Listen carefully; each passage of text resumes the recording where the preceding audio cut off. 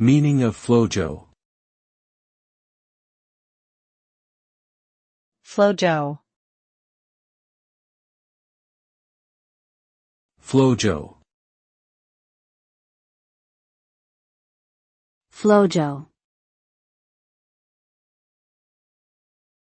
Flo-Jo.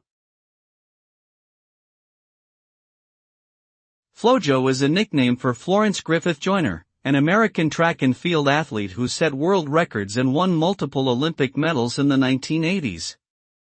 Her unique style, including her flamboyant one-leg racing suits and elaborately decorated fingernails, made her a memorable figure in sports history. Sadly, she passed away in 1998 at the age of 38. Her legacy as a pioneering female athlete continues to inspire young people around the world to pursue their own athletic dreams and break gender barriers.